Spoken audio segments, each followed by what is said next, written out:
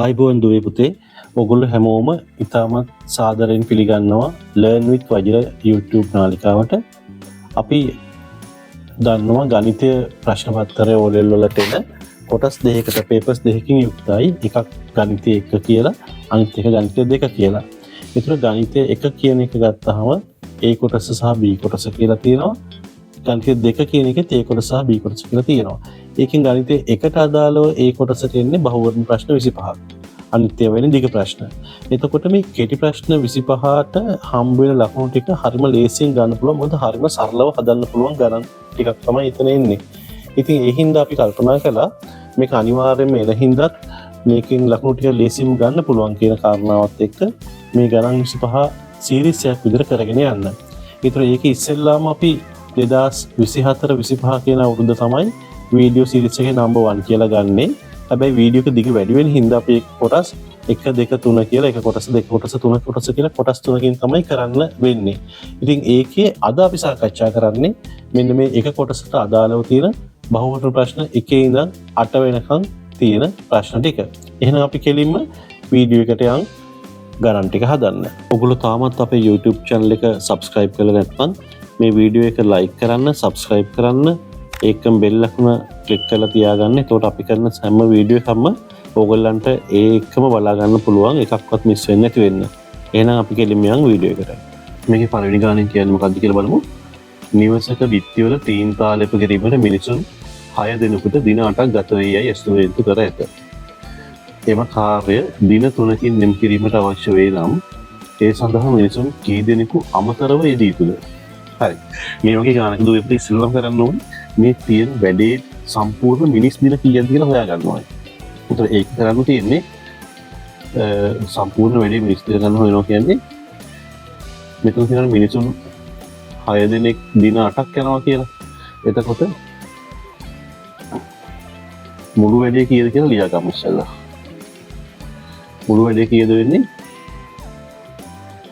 මිනිසුන් 6 වැඩි කිරීම දින 8යි. ඒ කියන්නේ 48ක් වෙනවා මිනිස් දින. හරිනේ. ඊට පස්සේ දවස් 3ෙන් කරන්න නම් දින 3ෙන් නිම කිරීමට මොකද වෙන්නේ? 48 කියන එක මුළු වැඩේ අපි 3ෙන් බෙදනවා. 3ෙන් බෙදුවාම කීයද? 4ට 1යි 18ට 6යි 16ක් යනවා. එතකොට මේ තියෙන දින ගන්න මේ ඉන්නේ මිනිසුන් 16ක් යනවා කියලා. ඒතර මුලදී මිනිස්සු කියන්න තිබ්බේ 6යි. දැන් ඕන වෙනවා 16ක්. එහෙනම් අමතර මිනිස්සු ගන්න කීයද? 16න් අඩු වෙන්න ඕනේ 6ක්. එහෙනම් මිනිසුන් 10යි කියන එක තමයි උත්තරේ. හරිනේ? ඊට දැන් ගන්න අපි ඊළඟ ගානට යමු. ඒකෙදි කියන්නේ මොකද්ද? රූපයේ දී ඇති තොරතුරු අනුව BAE විශාලත්වය සොයන්න. දැන් මෙහෙම කෝණයක් දෙනකොට පුතේ මේ අපි බලන්න ඕනේ BAE තියෙන පිටුලට යන්න ඕනේ. BAE මෙතන උඩ මෙහෙම කාකපාදයක් වගේ දාලා තියෙනවා කියන්නේ මෙන්න මේ කෝණේ කීයද කියලා තමයි අපෙන් අහන්නේ. හරිනේ. එතකොට ABCD සමාන්තරයි කියලා දීලා තියෙනවා. අපි නිකන් සරලව හිතුවොත් මෙන්න මෙතනින් අපි පොඩි නිර්මාණයක් කරගත්තොත් මෙහෙම සමාන්තර රේඛාවක් අරකටම සමාන්තර වෙන විදිහට මේ චූටි කෝණේ 40 නම් මෙතන තියෙන මෙන්න මේ කෝණේ 40යි. ඒක 40 නම් මුළු එක 70 හින්දා මෙන්න මේ කෝණේ 30ක් වෙනවනේ. එතකොට මේ ත්‍රිසෙඩ් අකුරේ කෝණයක් විදිහට හැදෙනවා. එහෙනම් මේ කෝණේ හැදෙනවා 30ක් කියලා. පැහැදිලි නේද? එහෙනම් අපි හොයන BAE කෝණය අපිට කෙලින්ම ලියන්න පුළුවන්. BAE කෝණය සමානයි අංශක 30යි කියලා. හරිනේ? හරි. අපි යන්නේ ඊළඟ ගානට. ඒකෙදි මොකද්ද කියන්නේ? මේ වගේ ගානක් අහන දෙවිට ඉස්සෙල්ලාම කරන්න ඕනේ. මෙන්න මේ යට තියෙන හරය තියෙනවානේ. අපි යට ඉන්න කෙනාට හරය කියලා කියන්නේ නේද? ඒ කියන්නේ අර මතකනේ පොඩි පොඩි කලා විදිහේ හරකාගේ පිටේ ළමයා කියලා කියන්නේ. එහෙනම් යට එක්කලා තමයි හරය කියන්නේ. ඉස්සෙල්ලා අපි කරන්න ඕනේ හරය සමාන කරගන්න ඕනේ. දැන් මෙතන 3යි 6යි 12 කියන එක ගත්තොත් මේ තුන් දෙනාගේම කුඩා පොදු ගුණාකාරය මොකක්ද වෙන්නේ 12. අපි එහෙනම් 12 යට හැම එක්කලාගෙම හැදුවොත් එහෙම බලන්න මෙතන හැදෙන හැටි. මෙතන කොහොමද එන්නේ? මෙයා තියෙන්නේ 2 යට 3යි x. මෙයා 12 වෙන්න නම් මෙයා වැඩි වෙනවා 4යි. එහෙනම් මෙයාත් වැඩි කරනවා 4යි. හරිනේ? ඊළඟට මෙතන මොකද වෙන්නේ? ධන 5ට 6යි x. මෙයා 12 වෙන්න නම් මොකද වෙන්න ඕනේ? මෙයා වැඩි වෙන්න ඕනේ 2කින්. එහෙනම් උඩත් වැඩි වෙන්න ඕනේ 2කින් නේද? තුල්ලේ භාගවල අපිට ඊට පස්සේ මෙතන මොකද වෙන්නේ? 7ට 12x. දැන් ගත්තාම මෙයාත් 12x, මෙයාත් 12x, මෙයාත් 12x. එහෙනම් අපිට පුළුවන් ඔක්කොම තනි 12x එකක් ගැට කරගන්න. මොකද යට සමාන හින්දා පද තුනේ එන්නේ. කරලා තනි ඉලක්ක ගන්න පුළුවන්. ගහලා මෙන්න මේ තියෙන ටික ලියනවා. දෙවරක් 4 කීයද? 8යි. මේ ලකුණ මෙතන දානවා. දාන්න. 5 2 10යි. මෙතන මේ ලකුණ මෙතන දානවා. වෙන. මෙතන තියෙන්නේ 7. හරි ලේසි. දැන් මොකද වෙන්නේ? 8යි 10යි 18න් 7ක් අඩු කරාම 11යි. එහෙනම් උත්තරේ කීයද දෙන්නේ? 11 බෙදීම 12යි x. බලන්න කොච්චර ලේසිද කියලා. අපි යන් ඊළඟ ගානට. මේ ගාන මොකද්ද කියන්නේ? මේ ගාන අපිට කියනවා පහත දී ඇති හැඩ අතුරින් ත්‍රිකෝණාකාර හරස්කඩක් සහිත ඍජු ප්‍රිස්මයක මුහුණතක හැඩය නොවිය හැක්කේ කුමක්ද? ත්‍රිකෝණාකාර හරස්කඩක් සහිත ඍජු ප්‍රිස්මයක්. ත්‍රිකෝණාකාර හරස්කඩක් තියෙන අපි මේ පෑනින් මල්ලිම කෙලින්ම කරේ ත්‍රිකෝණාකාර හරස්කඩක් තියෙනවා. ඒතර මෙන්න මෙහෙම ප්‍රශ්නයක් ගන්නවා කියන්නේ ඔන්නෝ ප්‍රශ්නයක් තියෙනවා කියලා කියන්නේ.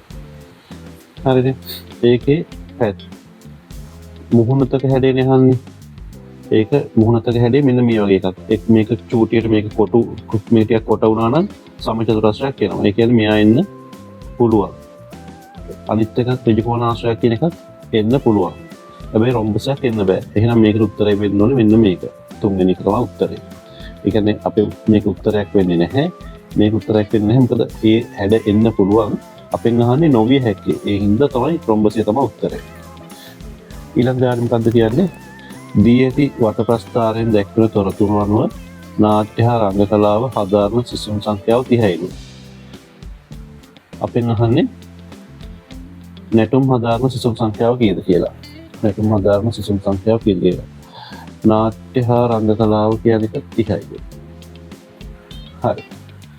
එතකොට අපි හොයාගන්න ඕනේ ඉස්සෙල්ලාම නැටුම් හදාරන කට්ටිය කීයද කියලා. දැන් මෙතන අංශක මෙතන දීලා තියෙන පේන දෝරන්න අංශක 90යි කියලා. ඒතර අංශක 90යි නම් මේක සරල රේඛාවක් හින්දා සරල රේඛාව මත කෝණය 180යි නේ. එහෙනම් අපිට මෙන්න මේ කෝණයත් අංශක 90 වෙනවා. ඒතර මේ චූටි කෝණය 20 නම් නැටුම් හදාරන ගාන අපි අහන්නේ අංශක වලින් ගත්තොත් 70යි.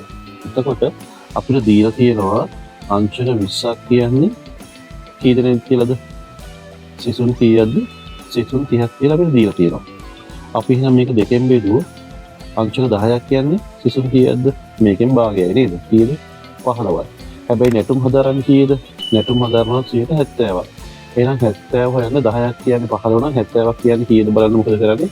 සිසුන් 15 වැඩි කරන්න ඕනේ 7ෙන්. එතකොට 70ක් කියන්නේ.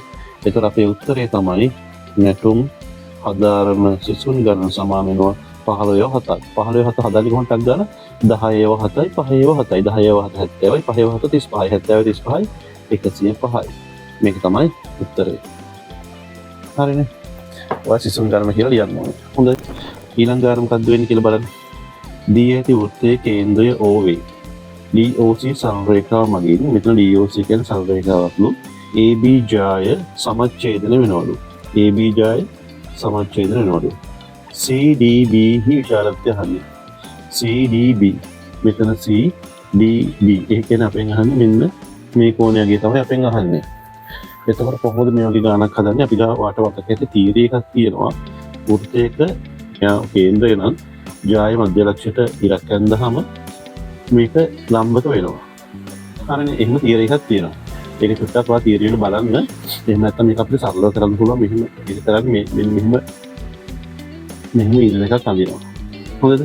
ඇඳහම මේක මෙහෙම ඇඳහම ඔයගලන්ට පේනවා මෙයා පොදු පාදය. මේ පාදේ දීලා තියෙනවා. මේ දෙන්න අර වෙනවා. ඒක මේ ත්‍රිකෝණ දෙක අංග සම වෙනවා. අංග සම වුණාම අනුරූප පද සමානයිනේ. ඒකට මේ කෝණයයි මේ කෝණය සමාන වෙනවා. හැබැයි ඒක සරල රේඛාවක් මත හින්දා සමාන වට ඒ දෙන්න 180යි. එහෙනම් එකක් 90 වෙනවා. අන්න ඒක තමයි තීරය කියන විදිය. ඒක දැක්ක අපිට අවශ්‍ය වෙන්නේ නැහැ. ඒතර මේක අපි ගමු මේ ගානේ ටක් ගාලා දැනගන්න ඕනේ. මේ කෝණය අංශක 90යි කියලා දැනගත්තා නම් ඒක හොඳටම ඇති. ඒක අංශක 90 වුණාම මොකද වෙන්නේ? මේ කෝණය අංශක 90යි නම් අපි දන්නවා වෘත්ත චතුරස්‍ර වලින් වෘත්ත චතුරස්‍රයක සම්මුඛ කෝණ වල එකතුව 180ක් වෙනවානේ. සම්මුඛ කෝණ කියන වෘත්තයක් මත චතුරස්‍රයක් තියෙනකොට ඒකේ සම්මුඛ කෝණ x. ඒ කියන්නේ මේ කෝණය නම් මේ කෝණය.